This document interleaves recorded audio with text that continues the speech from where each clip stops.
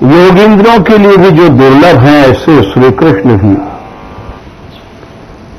जिन श्री राधिका रानी की अंचल की हवा से धन्य हो जाते हैं, वे जिस दिशा में खेल रही हैं उस दिशा को नमस्कार है। ये पहला श्लोक चल रहा है। इसमें अंतिम पंक्ति की व्याख्या हो रही है।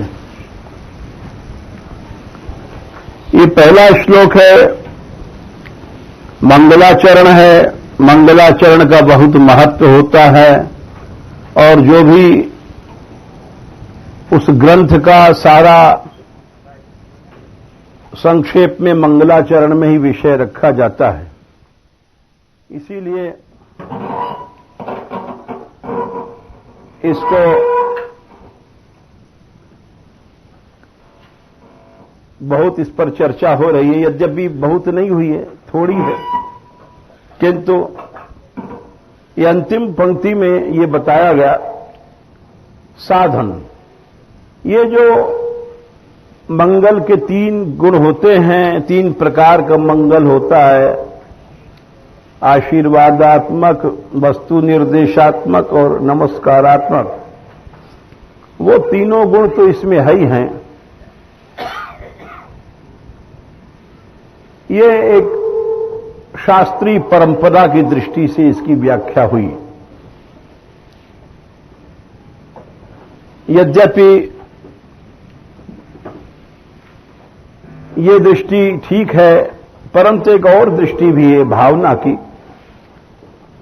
कि ऊपर की 3 पंक्तियों में साध्य वस्तु का निर्देशन हुआ और अंतिम पंक्ति में साधन का। 3 चीजें होती हैं, साधन, साध्य, साधक। साधक तो हम सभी हैं जो प्राप्त करना चाहते हैं श्री हरि को। भगवान श्री हरि साध्य हैं, जिनको हम मिलना चाहते हैं। साधन है, कैसे मिला जाए।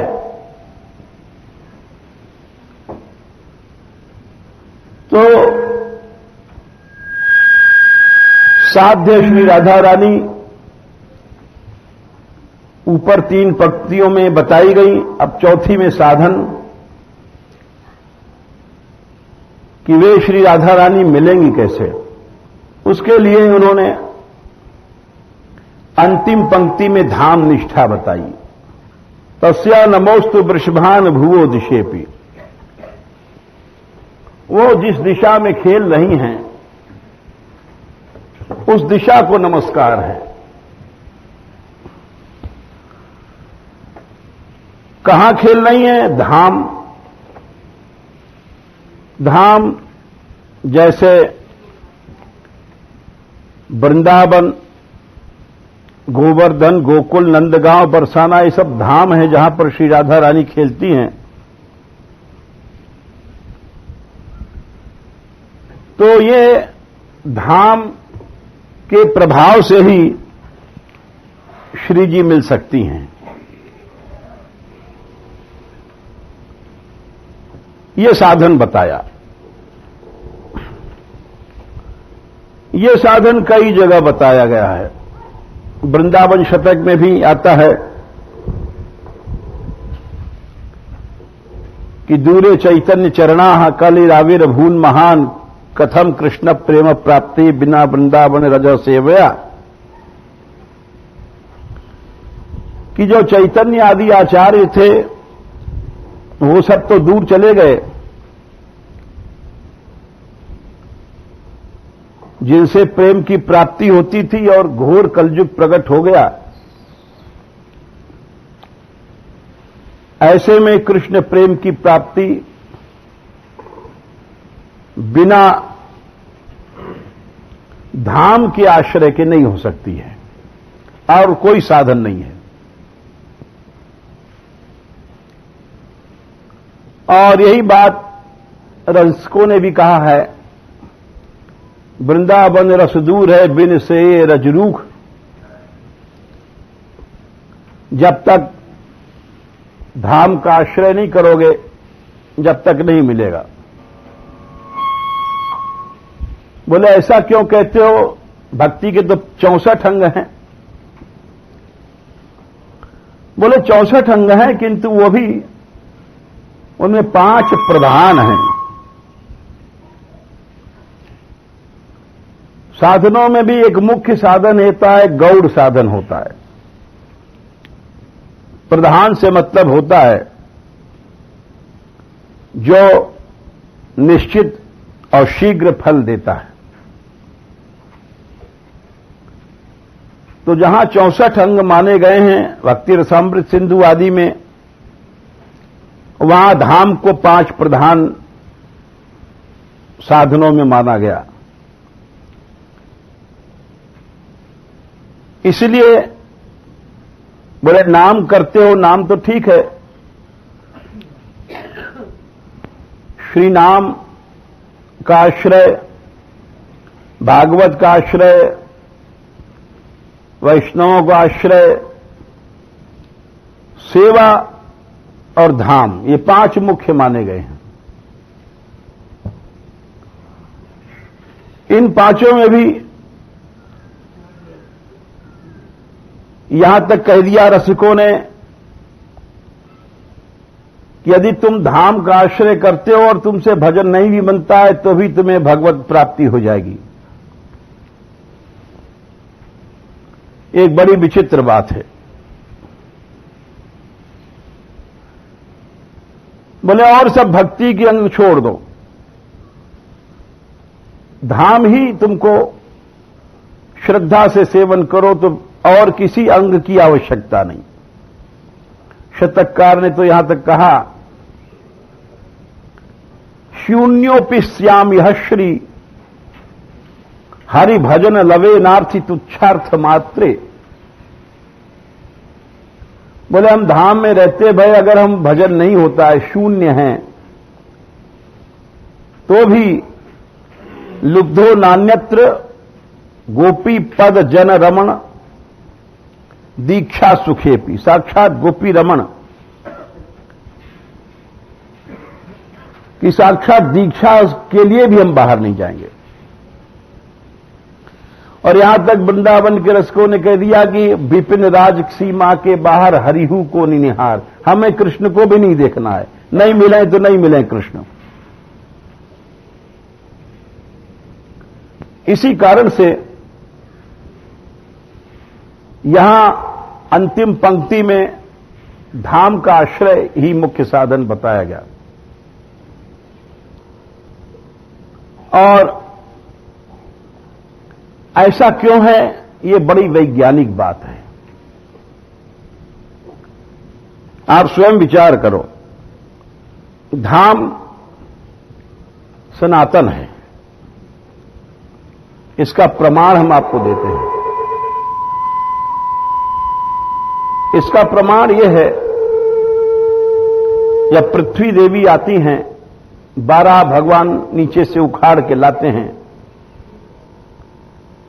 तो प्रलय के पानी के ऊपर उनको पेड़ दिखाई पड़ते हैं। वो पूछती हैं कि ये क्या है। भगवान कहते हैं ये हमारा ब्रज है, धाम है। बोले मैं तो नीचे पाताल में थी। बोले तुम्हारे ऊपर थोड़ी है, ये सनातन धाम है हमारा। दूसरा प्रमाण लीजिए रामोपासना से, कि भरत जी जब जाते हैं वहां तीर्थों का जल लेकर के, और राम जी अपना अभिषेक नहीं, राज्य गद्दी नहीं चाहते हैं, तो वहां वे कहते हैं कि इस जल को कहां रखें। तो अत्रि जी कहते हैं कि अरे इसको रखना क्या, यहां आज तुम आए हो भरत, ये भरतकूप तो अनादिकाल से है, आज तुम आए हो, राम आज आए हैं, लेकिन धाम सदा से है।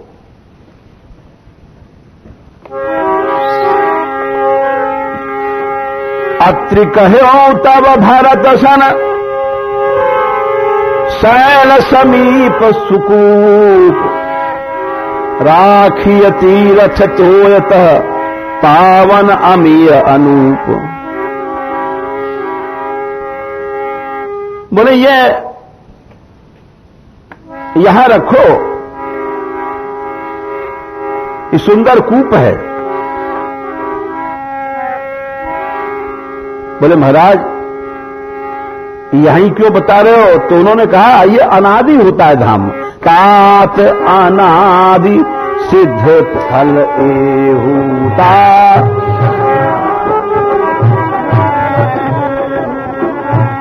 तुम फॉलो कर लो, दे दो उसको, बोलो तो।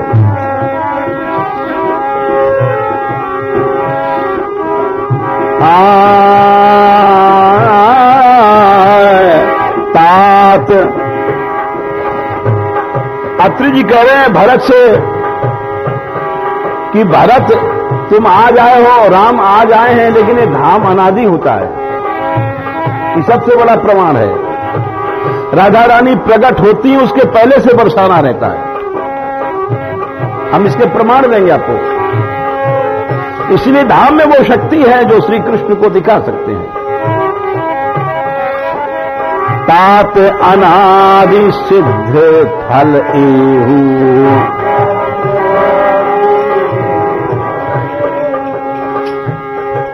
तो अनादि है तो सब लोग क्यों नहीं जानते हैं? बोले लोप हो जाता है।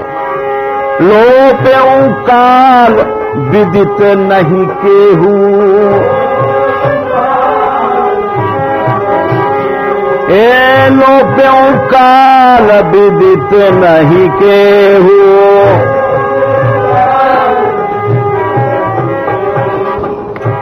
हे तात, ये लोप हो जाता है। लोप माने लोग भूल जाते हैं, लेकिन फल रहता है अनादि। धाम वस्तु ऐसी नहीं है जो नष्ट हो जाती है। और इस धाम का प्रभाव राम जी को सुनाया गया। राम तुम तो आज आए हो, लेकिन तुम्हारा धाम पहले से है।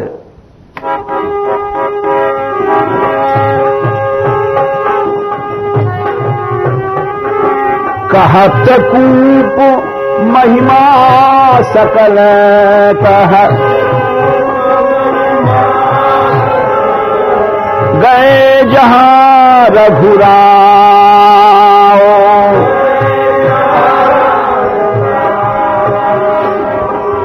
और जाके राम जी को उसकी महिमा सुनाई धाम की। उन्हीं की लीला स्थली है, लेकिन लोक दृष्टि से वो भी भूल गए हैं महिमा। अत्रि सुनायो रघुबरही,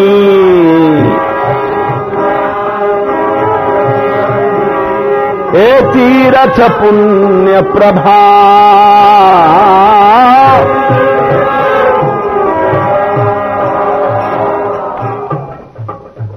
राम जी से कहा कि देखो राम, ये भरतकूप बड़ा पवित्र है। भरत के नाम से ही रखा जा रहा है, लेकिन राम जी उसकी महिमा सुन रहे हैं और स्नान कर रहे हैं, पूजा कर रहे हैं। इसी तरह से यहां भी देख लीजिए ब्रजभूमि में कि श्री राधा रानी तो बहुत पीछे प्रकट भई। सतयुग में ही ये पद्म पुराण बराह दोनों जगह आता है। ब्रह्मा जी ने तप किया, ये दूसरा प्रमाण बरसाने का दे रहे हैं।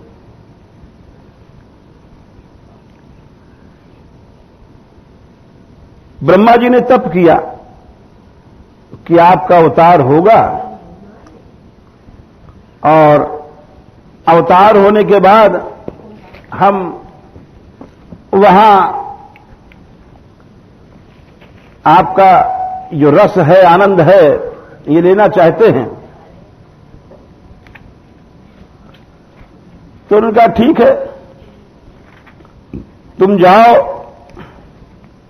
और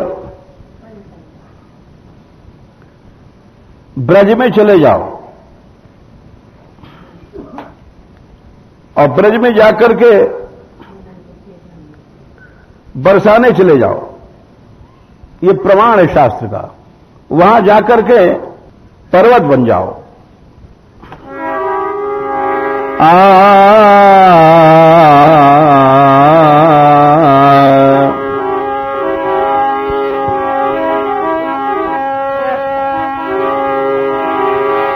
ततो ब्रह्मा ब्रजं गत्वा। इसके पहले आता है कि पहले ब्रह्मा ने तप किया। पुरा कृतयुगस्यांते, सतयुग के अंत में, यानी उस समय कृष्णावतार नहीं था। ब्रह्मणा प्रार्थितो हरि, ब्रह्मा ने तप किया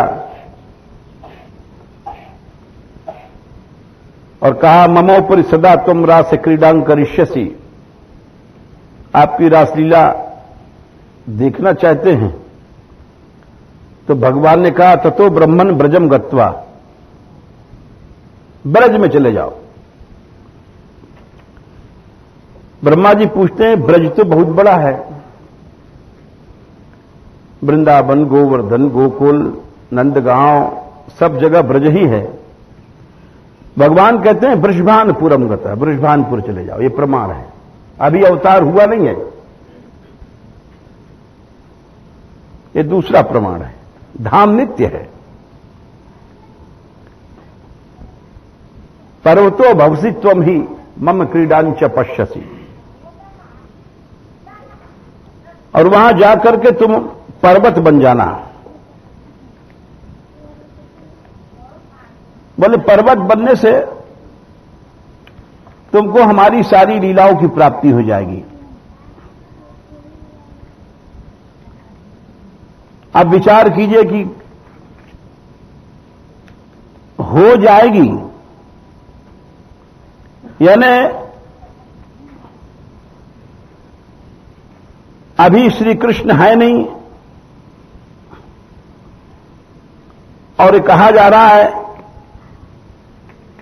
कि उस धाम में चले जाओ।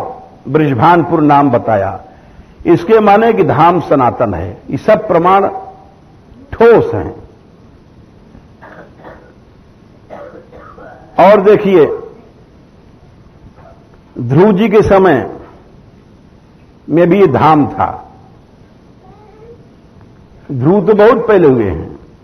बोले कैसे पता? बोले नारद जी ने कहा था कि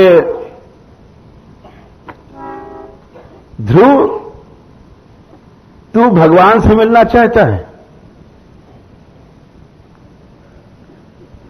अच्छा तो जा।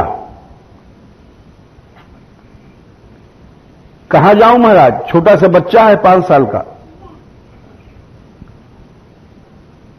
नारद जी कहते हैं सुन, तत्तात गच्छ भद्रम ते यमुनायास्तटम शुचि। यमुना के पवित्र किनारे चला जा, जहां यमुना बहती है। पुण्यम मधुवनम यत्र सानिध्यम नित्यदा हरेः। जा, जहां मधुवन है, जहां नित्य प्रभु रहते हैं, ब्रज भूमि में चला जा।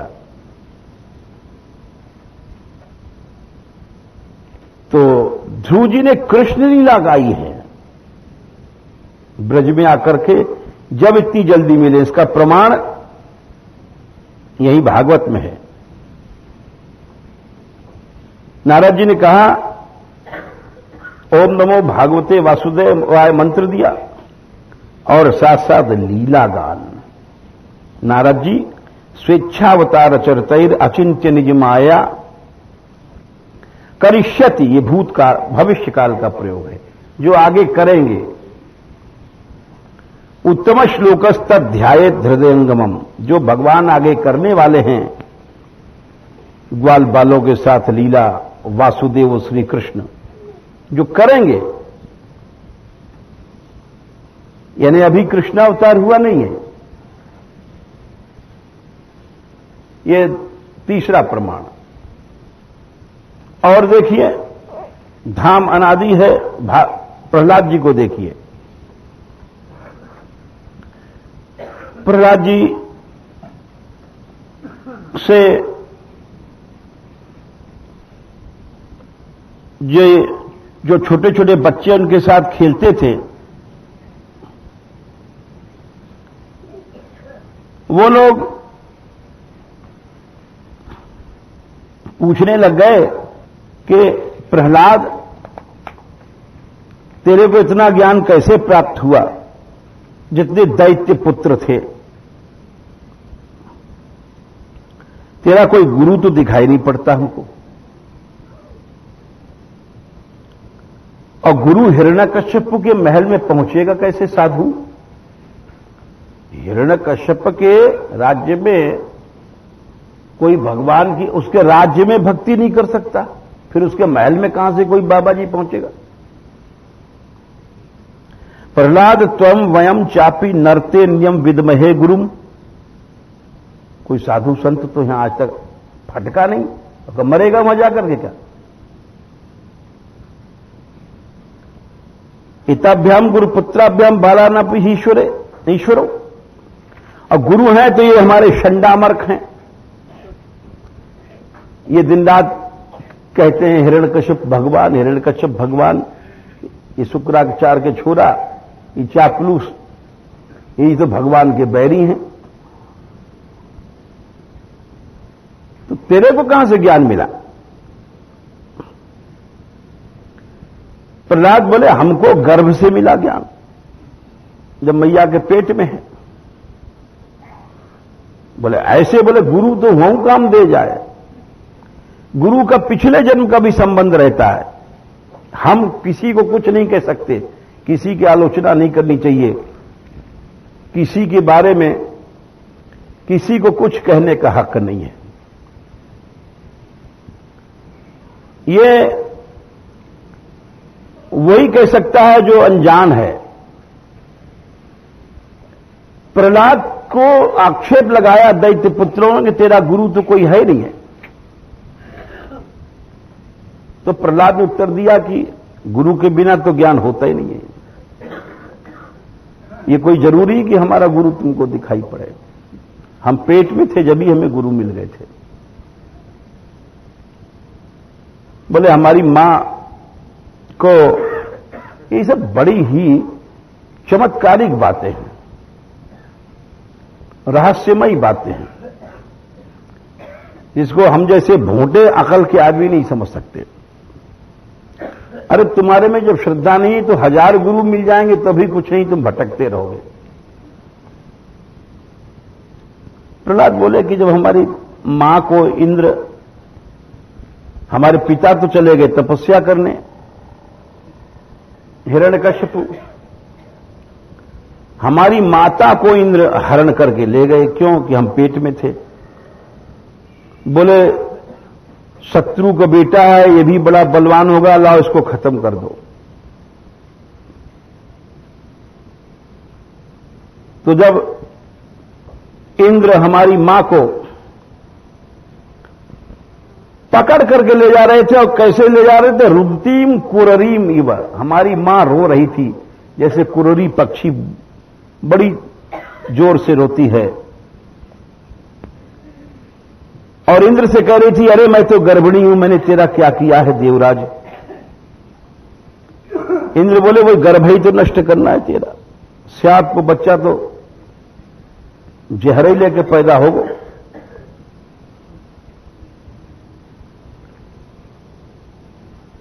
उतने में नारद जी आ जाते हैं, देख लिया कि प्रहलाद को मार देगा ये इंद्र, और मार नहीं सकता ये, प्रहलाद को मारेगा तो खुद ही नष्ट हो जाएगा।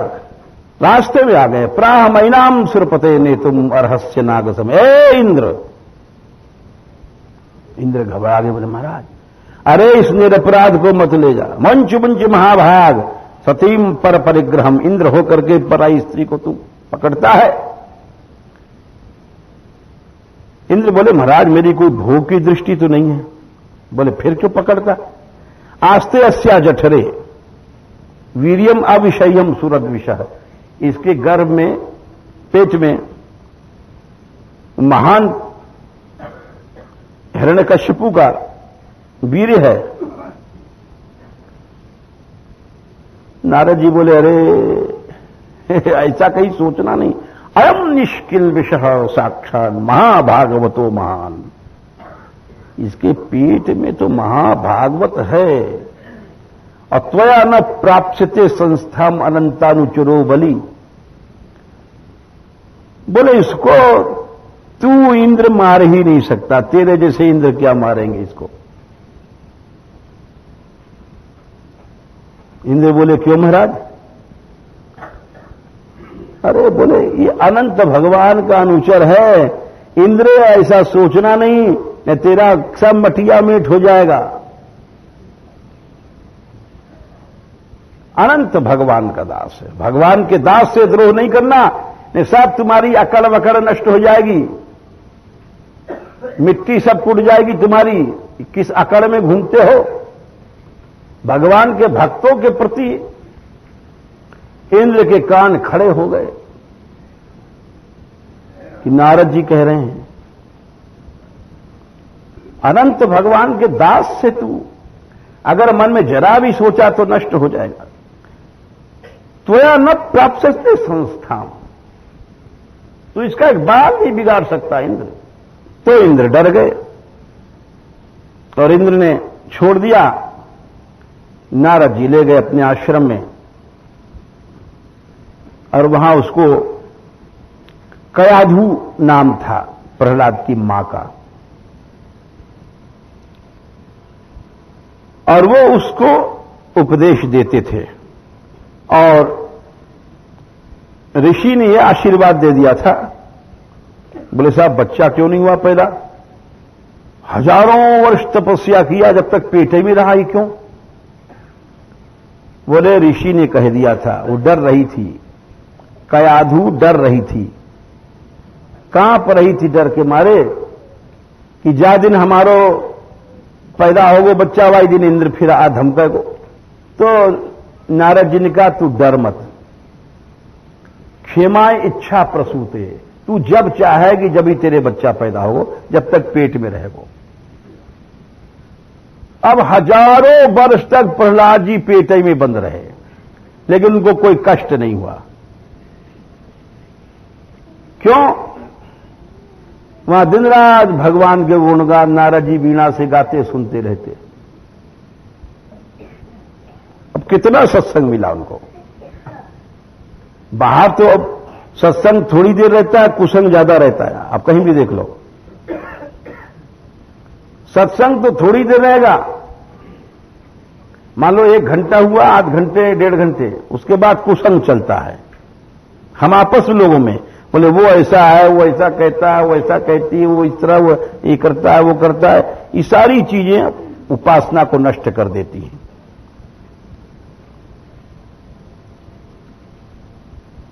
तो वहां पर उन्होंने सारी ब्रजलीला सुनी है और ब्रज का नाम दिया है।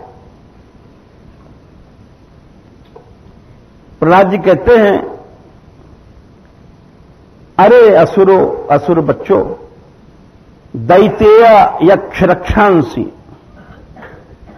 स्त्रिया शूद्रा ब्रजौकस, ब्रजौकस ब्रजवासियों का नाम दिया है। खगा मृगा पाप जीवा संति यच्युतताम गता, ये ब्रजवासियों का उन्होंने 7-7-54 7वें स्कंद के 7वें अध्याय के 54 में ब्रज की याद किया है। ब्रज की लीला, ब्रज की महिमा सुनते रहे। यह भी एक प्रमाण है कि धाम कभी नष्ट नहीं होता।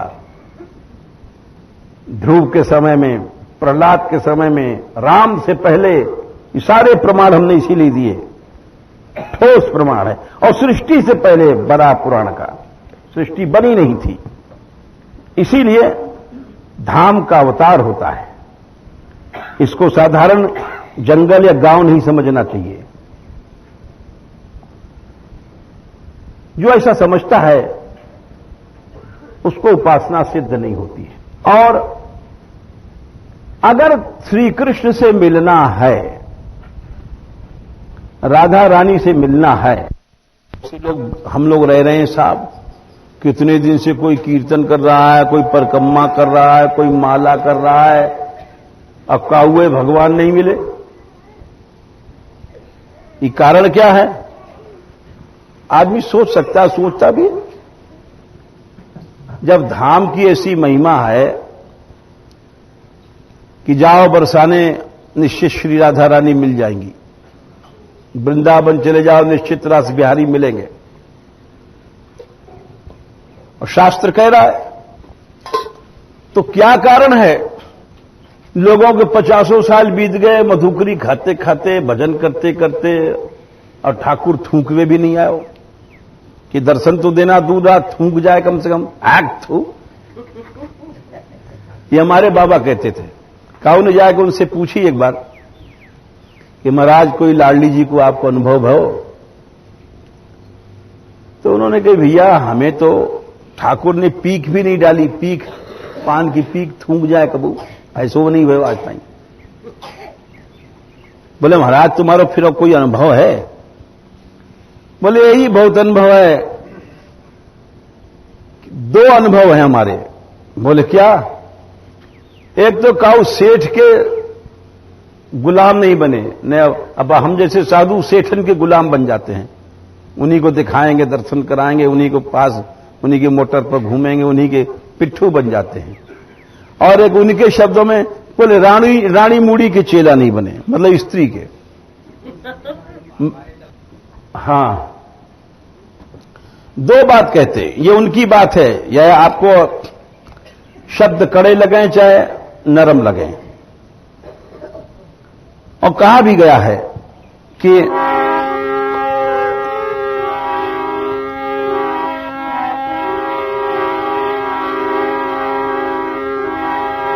सब कहते हैं चलो प्रभु से मिलेंगे, चलनो चलनो सब कहे, बिरला पहुंचे कोय।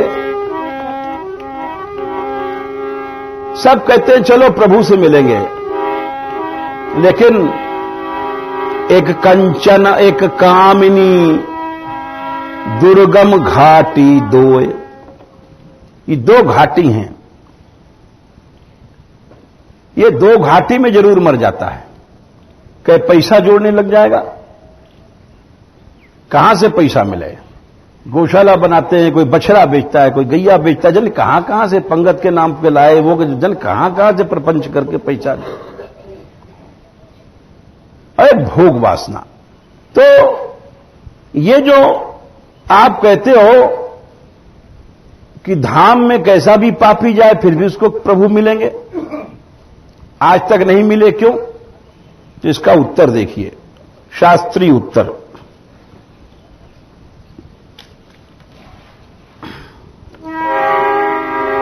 स्वानंद सच्चिद घन रूपता मतिर्यावन्न वृंदावन वासी जंतुषु तावत् प्रविष्टोपि न तत्र विंदते ततोपराधात् पदवीं परात्परम।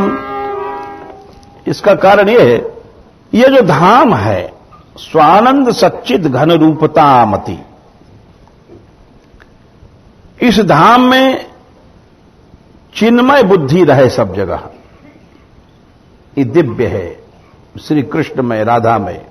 वृंदावनवासी जंतुषु, वृंदावन में इस वन के जितने भी प्राणी हैं, जंतु हैं, जीव, अच्छे बुरे, चोर बदमाश लफंगा गुंडा लुच्चा कामी डकैत, वो हैं अपने लिए है। हमारी बुद्धि सबके भीतर सच्चिदानंद घनमयी होनी चाहिए। अगर ऐसी बुद्धि नहीं है, तावत प्रविष्टोपि न तत्र विंदते ततोपराधात् पदवीं परात्पराम, तब तक वो उसका जो सच्चिदानंद रूप है वो सामने नहीं आएगा। इसको धाम अपराध कहते हैं, धाम अपराध। यदैव सच्चिद रसरूप बुद्धि वृंदावनस्थ स्थिर जंगमेशु स्यान निर्विलीकम पुरुषस्तदैव चकास्ति राधा प्रिय से विरूप। इसीलिए हमने आपसे बताया था कि हम जब आए थे, 45 साल पुरानी बात है, तो सबसे पहले एक महात्मा ने ही कहा था कि तुम मानगढ़ रहते हो। हमने कहा घर से कैसे आए? हमने कहा श्री जी के लिए आए हैं। अरे तो जब श्री जी से तुम मिलने आया है तो एक काम करना कि 14-15 घंटे सो जाना। हमने कहा महाराज ये क्या मतलब? बोले इसलिए कह रहे हैं कि कै सोना, कै खाना और कै भजन करना, 3 काम करना। तो हमने कहा 15 घंटे क्यों सोए? बोले 15 घंटे इसलिए कह रहे हैं कि कहीं तू बात करेगा इधर से उधर, बस तेरा भजन का नाश हो जाएगा। बात संसार में भावना की नहीं होती है। शास्त्र कह रहा है कि वृंदावन के नीच से नीच प्राणी में, सर्प बिच्छू तक में सच्चिदानंद रूपता बुद्धि होनी चाहिए। और बात जब करेंगे हम, देखो ये ऐसा है, नरसिंहदास ऐसा आदमी है, वो ऐसा है, वो ऐसी है, वो ऐसा है, वो ऐसी है, वो ऐसा कहता है, वो ऐसा कहती है, बस तुम्हारा सारा भाव नष्ट हो जाएगा। जब तक तुम्हारे भीतर सच्चिदानंद रूपता बुद्धि नहीं आएगी, तब तक तुम्हारे अंदर कुछ नहीं प्राप्ति होना है। इसीलिए बोले खूब जाके सो जाओ, दुर्भाव से तो बच जाओगे। हम 2 कदम आगे चल करके और 4 कदम पीछे चलते हैं, ऐसा चलना किस काम का?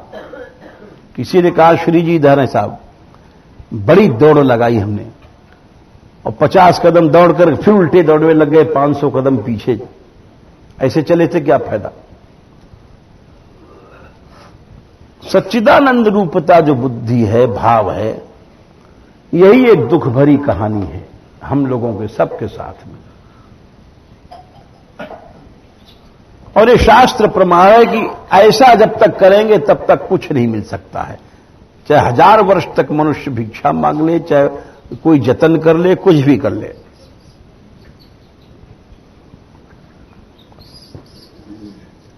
भावुक पुरुष मिलता नहीं कहीं। बात किया जाए भावुक से, भावुक कोई दुनिया में है नहीं। भावुक से मतलब हर स्थिति में भाव रखना। कोई मार रहा है उसमें भी भाव रखना। यहां तक लिखा है परस्वस्थेयिक व्यवसनम अपि नित्यम परवधु प्रसक्तम। नीच से नीच प्राणी है, उसमें भी भाव रखा जाए। भाव में शांति है, अभाव में शांति है। आप कभी देख लो, जिस समय अभाव आता है मनुष्य का रस नष्ट कर देता है, ये अग्नि है।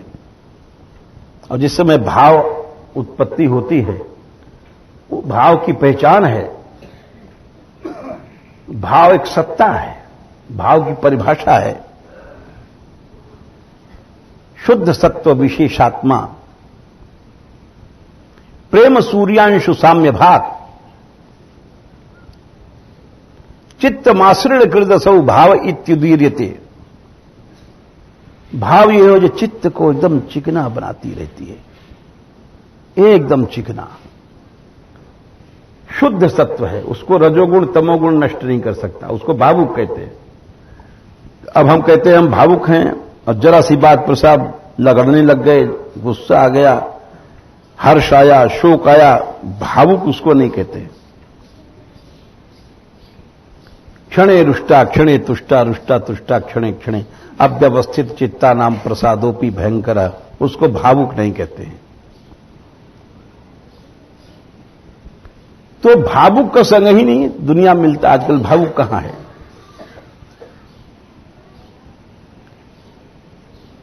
जहां भी बैठोगे किसी जगह बैठोगे अभाव की प्राप्ति होगी, निश्चित रूप से अभाव की प्राप्ति होगी। क्योंकि संसार में भाव क्या अभाव क्या कोई समझता ही नहीं, इसके विवेक ही नहीं है किसी के मन में। ये अभाव एक अग्नि है, इसीलिए धाम में रहने पर भी कुछ प्राप्ति नहीं होती है। इसी कारण से शतककार ने लिखा है, न कुरु न वद किंचित विस्मृता शेष दृश्यम। तुम धाम में रहते हो, वृंदावन में, बरसाना में, नंदगांव, गोवर्धन, कहीं भी, तो किसी से बात मत करो, न वद मत बोलो, क्योंकि सारा संसार अभावमय है। गृहस्थी के यहां बैठ जाओ तो यहां ही बात, अरे वाले यूं कही तेरे बारे में, तुम पीछे से गाली दे रहे हो, बड़ो लंबरदार बने हो, सारे वाले देखेंगे। वहां गृहस्थी यहां मिलेगा, हमारे यहां ये मिलेगा, रामदास ऐसा कहता था, श्यामदास ऐसा कहता है, फलाना दास ऐसा कहता है। ये जितनी भी चीजें हैं, यदि वास्तव में श्री राधिका रानी की प्राप्ति करनी है तो इस रहनी पर रहनी पड़ेगी। न कुरु न वद किंचित, ना कुरु कुछ मत करो, ना वद मत बोलो किसी।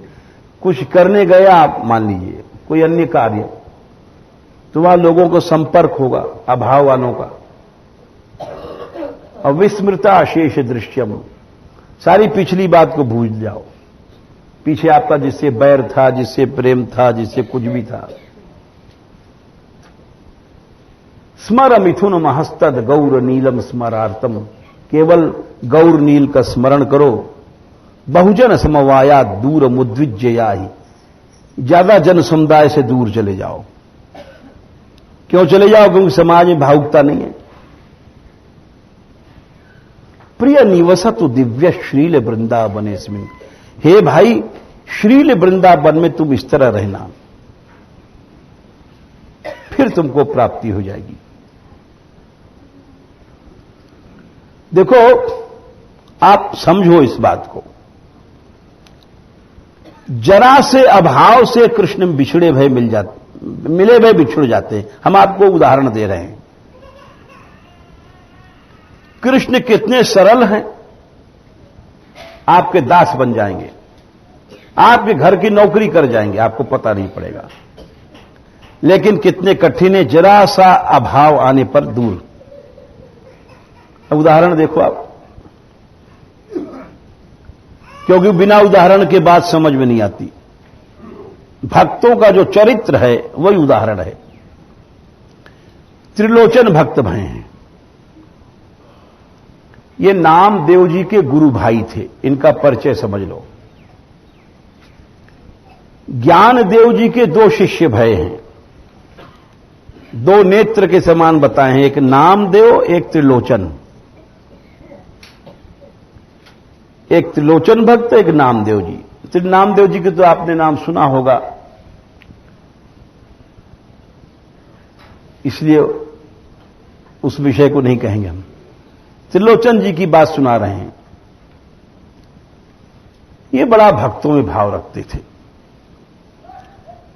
और इतना भाव रखते थे कि भगवान के भक्त को तो ये प्राण से ज्यादा प्यारा समझते थे। उन्हीं को खिलाना, भक्तों को उन्हीं को पिलाना, उन्हीं को सेवा करना, उन्हीं का सारा काम करना, भगवान से बढ़ करके भक्तों को मानते थे। लेकिन उनको एक दुख था, संत भक्तों आ जाएं 50-50, 20-20, 30-30। अब उनकी बहू अकेली थी, इकली पे कितना काम होगा।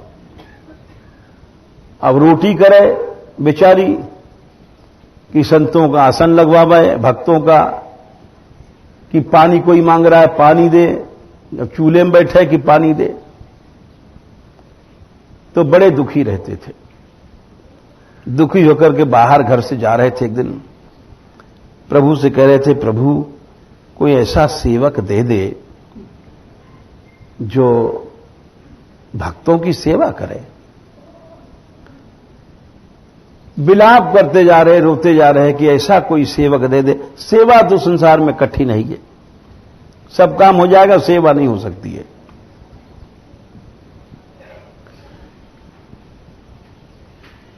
श्याम सुंदर ने ये बात सुनी और बोले, अरे ये तो बड़ा रो रहा है, दुखी है, चलो मैं ही चलूं। तो ठाकुर जी ने वहां एक मजदूर को रूप बनाया। पांव में पनैया भी फटी सी है, फटी सी फितूरी है, बिल्कुल जैसे कोई कंगला, और सामने से आए। प्रभु की अजीब लीला है, कोई पहचान नहीं सकता। प्रभु जाने कितनी बार आते हैं सामने। सामने से आ रहे तो त्रिलोचन जी दुखी जा रहे थे, तो पूछा उन्होंने, अरे भाई तुम काहे कौन हो, रो रहे हो? त्रिलोचन जी ने देखा सामने हट्टा कट्टा मजदूर। बोले, भैया कोई हमको सेवक चाहिए। अच्छा, नौकर चाहिए? बोले हाँ। तो क्या, किस लिए चाहिए, क्या दोगे? उन्होंने पूछा त्रिलोचन जी ने कि भाई तुम कौन हो जो पूछ रहे हो? वो बोले, मोए नौकरी चाहिए। हम या मारे परेशान हैं और तुम या मारे परेशान हो, हमें नौकर चाहिए।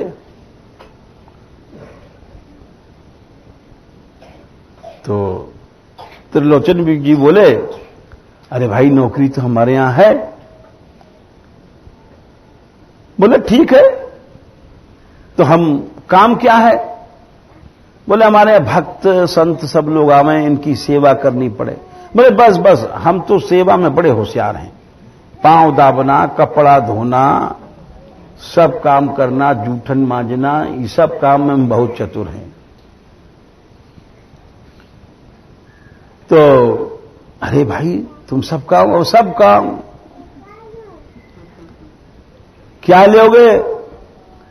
बोले लेवे हुए की बात छोड़ो, हम खाते ज्यादा हैं, हमको भरपेट भोजन दे देना बस। बोले कितना खाते हो? बोले भाई 4-5 शेर की खुराक तो कम से कम ही है हमारी। अब ठाकुर जी को ढोंग करना है कि कोई पहचान ही नहीं हमें। बोले भैया खाते तो 5 नहीं 10 किलो ले, 10 शेर। बोले सेवा तुम देख लेना, चाहे 100 साधु आ जाओ, चाहे 500 आ जाओ, भक्त सब काम। बोले चलो। अब आए बड़े खुशी खुशी, अपनी स्त्री से कहा कि देखो ये। बोले भैया तेरा नाम क्या है? बोले मेरा नाम अंतर्यामी है जी। सच बता रहे हैं, लेकिन अब कौन जाने कि सच में अंतर्यामी है। बोले अरे नाम तो भैया तेरे बड़ो बढ़िया है, अंतर्यामी। बोले हाँ अंतर्यामी। कौन ने रखे हो? बोले पता नहीं कौन ने रखे हो, हमें क्या खबर है। बोले क्यों तेरे माई बाप नहीं क्या? बोले पता नहीं मेरे माँ बाप कौन हो, छोटेपन में हम चले आए हैं। और बात सही, उनके माँ बाप कौन है? सब बात कह रहे हैं, लेकिन अब उनको कहाँ पता बेचारे। आए अपनी स्त्री से बोले देख, हां अंतर्यामी बोले हम तुम्हारे यहां नौकरी करेंगे, जब तक प्रेम है जब तक रहेंगे, जब तुम्हारा भाव नहीं रहेगा, जब चले जाएंगे पैसा हमको एक मत देना। बड़े खुश भय कि तो भैया फोकट को मिल गया। आ करके उन्होंने ऐसी सेवा करी, चाहे 10 भक्त आओ, चाहे 50 आओ, चाहे 500 आओ, सबको पानी की जगह पानी लो, आसन की जगह आसन, ऐसी सेवा कि दिन रात वो प्रसन्न रहते। भगवान के भक्तों को कैसा सुख मिला है। अब जहां भगवान नौकर बन के आए हैं, वहां कितना आनंद होगा भैया। जाने कितने भक्त रोज बढ़ने लगे। अरे भाई वहां तो बड़ा आनंद है, बड़ा सुंदर सत्संग है, बड़ा दिन भर कीर्तन होए, दिन भर कथा होए, और कुछ नहीं, बैठे बैठे भजन करते जाओ, वहां तो आनंद है, आनंद है।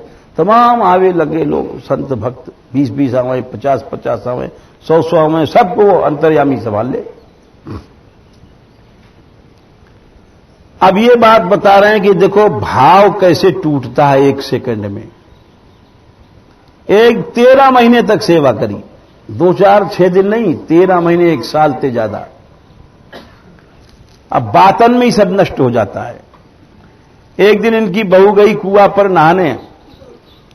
अच्छा, बैयर जहां बन जाएगी, बस बैरों में गप बहुत हुए हैं। भाई तो कोई भी हो गप, मतलब गप तो सब जगह खा जाए।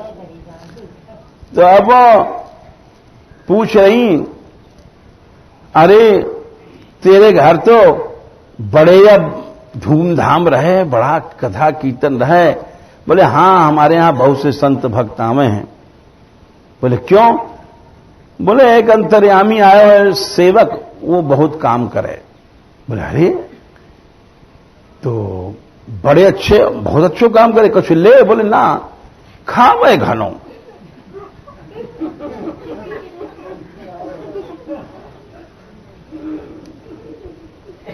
बोले अच्छा, कितनो? बोले अरे 4-5 किलो तो यूं ही रोटी ने सटका जाए। अरे घनो खावे? हाँ खावे घनो, बस यही बात है बाबे। अब वो तो वहां कह रही है और यहां अंतर्यामी गायब हो गए। भगवान गायब। अब घर में आई, अरे आज तो ऊपरा कंडा भी नहीं यहां रखे मिल रहे हैं, और यहां तो चून मड़े मड़ाए मिलते, सब काम मिलते। गई अपने पति से बोली कि अरे अंतर्यामी कहां गए? बोले हैं कहां गए? ही तो अब ढूंढवे चले।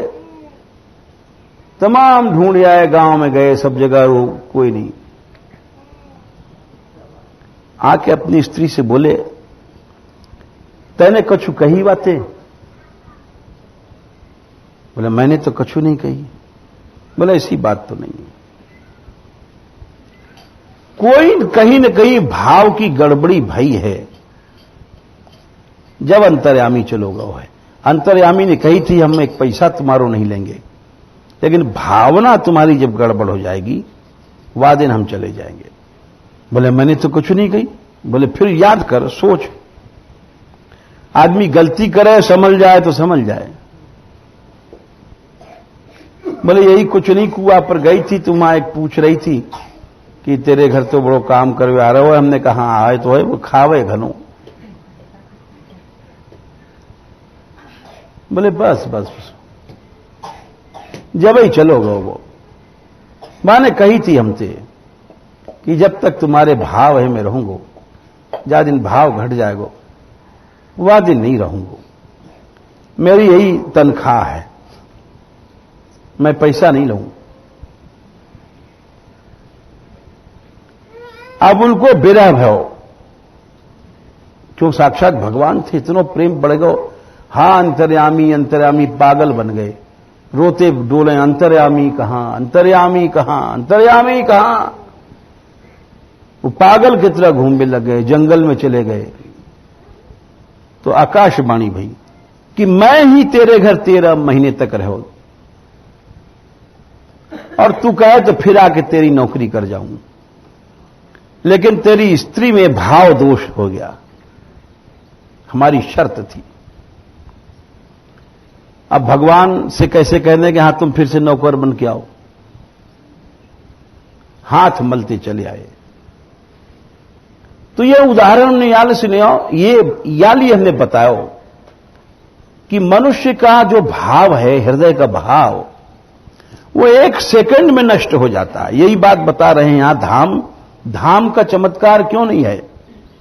ये धाम अभी हमको श्री राधा रानी दिखा सकते हैं, ज्यादा देर नहीं है। अभी श्याम सुंदर की प्राप्ति करा सके हैं धाम।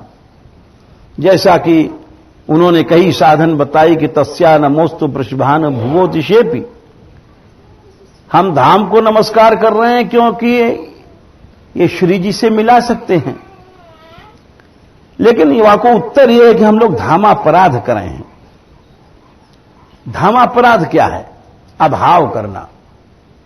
अभाव क्या है? जो हम लोग बैठे बैठे बात करते हैं, बोले ऐसा करता है, वैसा करता है, कृष्ण चर्चा छोड़ करके ये सब जगह चले जाओ, ये बीमारी घर घर में देख लो, देवरानी जेठानी में देख लो, सास बहू में देख लो, वानी यूं कहीं, साधुन में देख लो, भक्तों में देख लो, और पंडितों में देख लो, बड़ों में देखो, जवान में देखो, बूढ़ों में देखो, तो या तो धामापराध कहें। इसीलिए आज धाम में रहते भय भी कोई प्राप्ति नहीं हो रही है। तो ये 3 पंक्ति में साध्य तत्व बताओ और चौथी में साधन के जाओ उस धाम को प्रणाम करो, राधा रानी मिल जाएंगी। यस्या कदापि वसनान चल खेलनोथ धन्याति धन्य पवनेन कृतार्थमानी योगीन्द्र दुर्गम गतिर्मधुसूदनोऽपि तस्या नमोस्तु वृषभानुभुवो दिशेऽपि नमो महद्भ्योस्तु नमः शिशुभ्यो नमो युवभ्यो नम आवटुभ्यः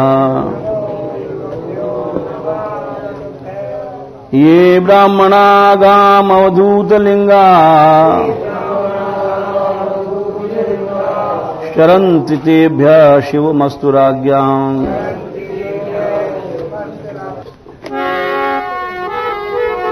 भजो राधे राधे कृष्णा गोपाल हरे, भजो राधे राधे कृष्णा,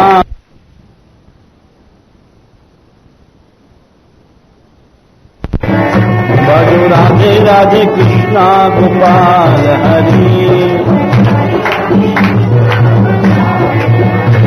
गोपाल हरि गोविंद हरि,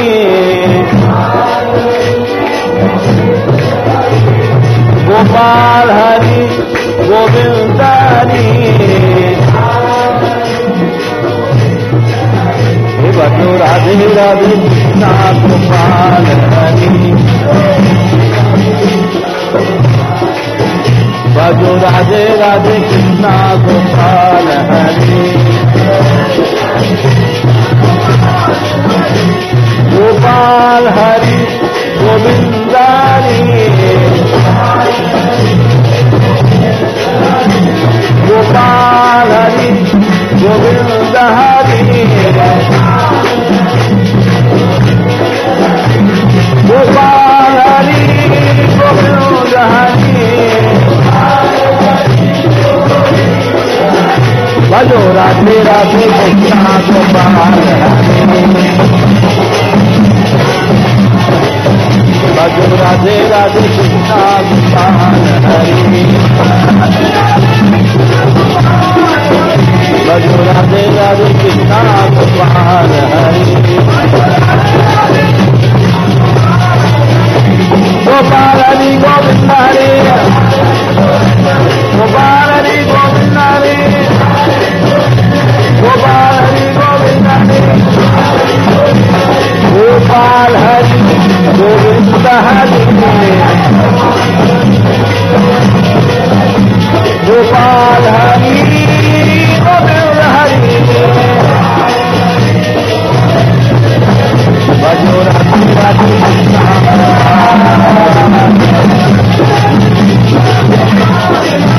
भजो राधे राधे कृष्णा गोपाल हरि,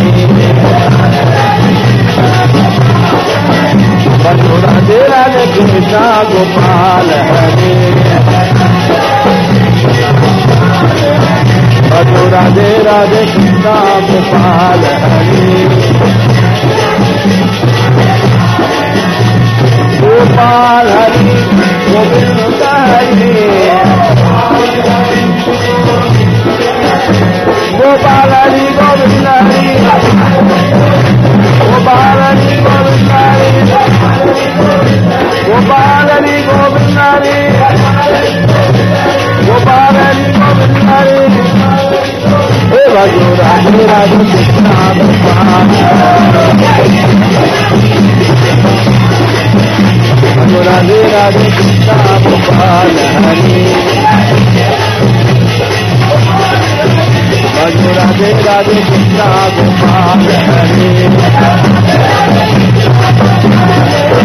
भजो राधे राधे कृष्णा गोपाल हरि